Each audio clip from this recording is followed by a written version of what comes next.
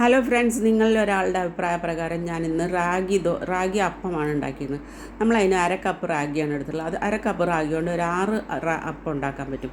അപ്പോൾ അതിലേക്ക് വേണ്ട ഇൻഗ്രീഡിയൻസ് കപ്പ് റാഗി, പിന്നെ ഒരു കപ്പോളം 1 കപ്പോളം തേങ്ങ ചിരണ്ടിയത്, പിന്നെ ആവശ്യത്തിന് ഒരു ടീസ്പൂണോളം ചോറ് അല്ലെങ്കിൽ അവലെടുക്കാം, പിന്നെ 1 ടീസ്പൂണോളം ശർക്കര അല്ലെങ്കിൽ പഞ്ചസാര ഏതായാലും കുഴപ്പമില്ല.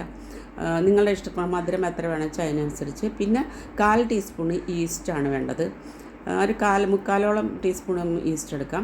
അത് കഴിഞ്ഞിട്ട് ഇത് നല്ലതായിട്ട് ഫൈനായിട്ട് അരയ്ക്കണം. അപ്പോൾ ഇതെല്ലാം ഇതിലിട്ട് ഒരു നുള്ളു ഉപ്പ് ഇട്ട്, പിന്നെ മെഷറിംഗ് കപ്പ് കൊണ്ട് നമ്മൾ റാഗി അളന്ന മെഷറിംഗ് കപ്പ് കൊണ്ട് ഒരു 1.5 കപ്പ് വെള്ളം ഒഴിക്കുക.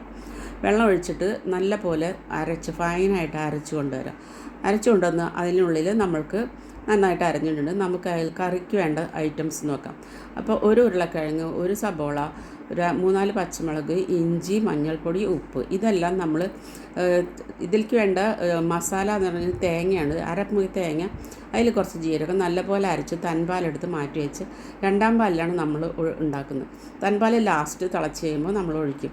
അപ്പോൾ 2ാം പാലിൽ നമ്മൾ ഈ കഷ്ണങ്ങളെല്ലാം നല്ലപോലെ ഒരു 1-2 വിസിൽ വരുത്തിയാൽ വെന്ത് കഴിഞ്ഞാൽ നമ്മളത് തുറന്നിട്ട് അതിനകത്ത് കുറച്ച് മല്ലിയില, പിന്നെ നമ്മളുടെ തേങ്ങാപ്പാലും ഒഴിച്ച് തൻപാലും ഒഴിച്ച് മല്ലിയില ഇട്ട് 1 ടീസ്പൂണ് ഗരം മസാലയും കൂടി ഇട്ട് ഇളക്കി കുറച്ച് നെയ്യ് ഒഴിച്ച് ഇറക്കി വയ്ക്കാം. അപ്പോഴത്തേക്ക് നമ്മളുടെ മാവ് റെഡി. 2 മണിക്കൂറായി മാവ് അരച്ച് വെച്ചിട്ട് മാവ് റെഡിയായി. നമുക്കിതുകൊണ്ട് ഒരു 6 അപ്പം ഉണ്ടാക്കാൻ പറ്റും. അപ്പോൾ ചുറ്റിച്ച് സാധാരണ ഉണ്ടാക്കണം. നല്ല പോലെ ഹോൾസൊക്കെ വന്നിട്ടുണ്ട്. അപ്പോൾ അപ്പം റെഡി ആയിട്ടുണ്ട്. അപ്പോൾ എല്ലാവരും എൻ്റെ ചാനൽ സബ്സ്ക്രൈബ് ചെയ്യാത്തവർ സബ്സ്ക്രൈബ് ചെയ്യുക. അപ്പോൾ അടുത്ത വീഡിയോ കാണും വരെ ബൈ.